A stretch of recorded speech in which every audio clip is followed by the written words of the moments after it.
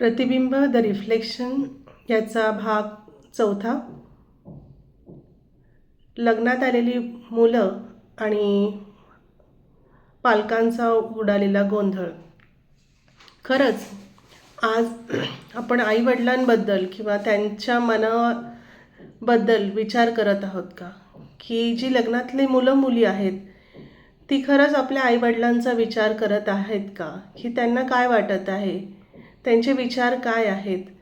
आजकाल आईवडील हे पूर्वीसारखे राहिलेले नाहीत, तर ते मुलांच्या आणि मुलींच्या मानसिकतेचा फार बारकाईने विचार करतात, की त्यांना काय वाटेल, मी त्यांना कसं बोलू, ते दुखावले तर.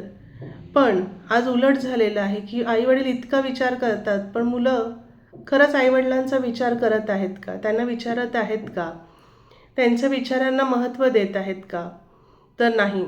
आज चित्र बदललेलं आहे. चित्र आपल्याला उलटं झालेलं दिसत आहे. आणि याच्यामध्ये जे लग्नात आलेले मुलं आहेत, मुली आहेत, त्यांच्या पालकांचा तर पूर्ण गोंधळ उडालेला आहे, की त्यांना समजत नाही आहे की आम्ही काय करायला पाहिजे. एकतर समाज आहे एका बाजूला आणि एका बाजूला मुलं आहेत. समाजात जेव्हा जेव्हा जातात, लोकांना भेटतात, नातेवाईकांमध्ये जातात, तेव्हा एकच प्रश्न विचारला जातो, मुलाचं लग्न ठरलं का, मुलीचं लग्न ठरलं का. आणि मग अशी परिस्थिती येते की त्यांना आज त्यांना काय उत्तर द्यावं, त्यांना त्या प्रश्नाला कसा आपण मारून न्यावं हे कळत नाही आहे. आणि दुसरीकडे मुलांना आणि मुलींना जर विचारलं की बाबा लग्न कधी करतो, 30शी आली, 35शी आली, तर ते काहीही उत्तर देत नाहीत. ते होही म्हणत नाहीत आणि नाहीही म्हणत नाहीत.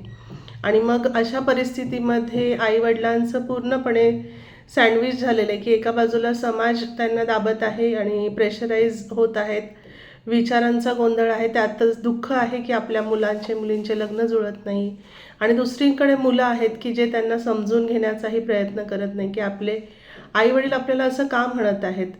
कारण आईवडील जे आहेत, ह्या जगामध्ये असं आहे की आईवडिलांपेक्षा आपलं हित हे जगामध्ये कोणीही पाहू शकत नाही. ते निस्वार्थपणे आपल्यासाठी झटत असतात आणि आपल्याला योग्य मार्ग मिळावेत, योग्य गोष्टी मिळाव्यात, योग्य गोष्टी सहजपणे आपल्याला साध्य व्हाव्यात यासाठी झटणारं हे दोनच माणसं असतात, की जे निस्वार्थपणे तुमच्यासाठी झटत असतात. पण तुम्ही त्यांच्या ह्या ज्या प्रश्न आहे त्याला साजेसं उत्तर त्यांना देत नाहीत. आणि मग असं होतं आईवडिलांचं, की मराठीत म्हण आहे की मूग गिळून गप्प बसावं लागतं, की काहीच बोलता येत नाही आणि समाजालाही उत्तर देता येत नाही आणि मुलांचेही प्रतिसाद त्यांना मिळत नाही. तर काय करायला पाहिजे. आणि मला फार गमतीशीर आणि असे प्रश्न उत्तरं कधी कधी ऐकायला मिळतात, की जेव्हा आईवडील त्यांना म्हणतात बाबा लवकर लग्न कर, आणि मुलींना म्हणतात की लवकर लग्न कर, तुला जोडीदार मिळेल, कंपॅनियनशिप मिळेल, तुझ्याबरोबर कोणीतरी असेल, तर ते उत्तर देतात आम्हाला मित्र आहेत, मंडळी आहेत. आणि आजकाल तर नवीन ट्रेंड आहेत पेट पाळण्याचं, किंवा आपल्या घरात पाळीव प्राणी आपण पाळतो, की कुत्रे आहेत, मांजरी आहेत, ते त्यांना जीव लावत आहेत. पण त्याच्या कंपॅनियनशिप ते तिथे शोधत आहेत. पण खरा जो कंपॅनियन आहे, जो आयुष्याचा जोडीदार आहे, त्याचं त्यांना महत्त्व कळत नाही आहे ह्या सगळ्या गोष्टींमुळे. आणि ह्यामध्ये पुढचं अजून एक प्रश्न उत्तर असं आहे, की जेव्हा आईवडील त्यांना म्हणतात मुलींना की लवकर लग्न कर, मुलं लवकर होतील, तर मग मुली आजकाल इतक्या निर्भीड झालेल्या आहेत की त्या सरळ म्हणतात की मुलं जन्म घालण्यासाठी लग्न करावंच लागतं असं नाही आई. आणि असे उत्तर ऐकल्यावर आपले आईवडील पुढे काय म्हणणार, तर बिचारे नाराज होऊन पुढे काहीच बोलत नाहीत. मुलांना विचारलं, अरे बाबा लवकर लग्न कर, लग्न करून घे, लग्नाचं वय तुझं निघून चाललं आहे, आपल्याला शारीरिक गरजाही आहेत, शारीरिक गरजा तुझ्या कशा भागणार, तर ते सरळ म्हणतात की त्याच्यासाठी लग्नच करावं असं काहीही गरजेचं नाही आहे. आजकाल सगळीकडे सगळं फ्रीली अवेलेबल आहे. आणि अशी मुलं मार्ग शोधत आहेत, असे क्षणभंगूर असे आणि क्षणिक सुखांच्या मागे मुलं लागलेली आहेत.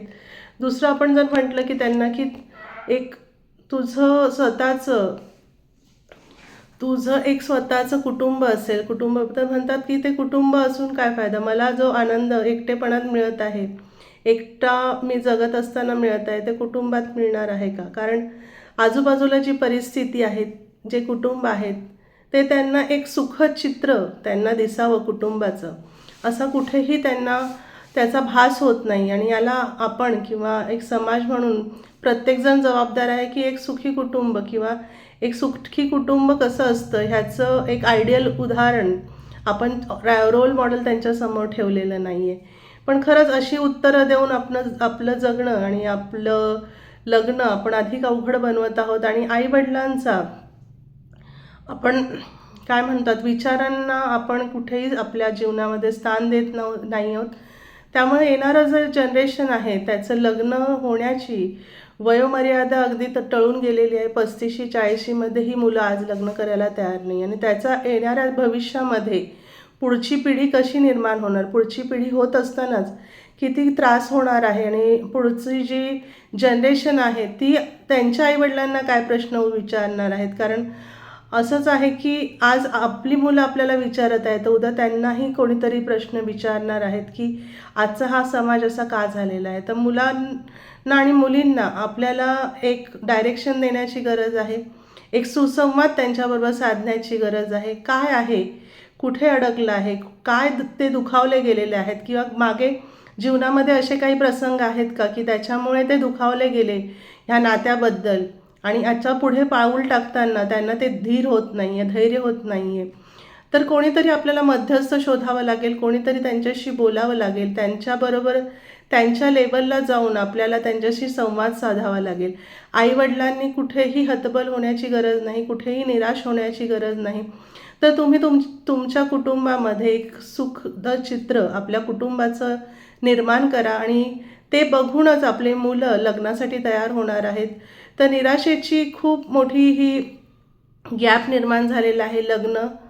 मुलं लग्नाला नाही म्हणत आहेत, मुली लग्नाला नाही म्हणत आहे. आणि हे नाही करता करता आईवडील अगदी त्रस्त झालेले आहेत की ह्यांना लग्नाला तयार कसं करायचं, लग्नासाठी यांना कसं आपण राजी करायचं. ह्याच्यासाठी नुसतं मुलांचे नाही तर मुलींचेही जे पालक आहेत ते त्रस्त आहेत आणि गोंधळलेले, त्यांना कुठेही मार्ग दिसत नाही.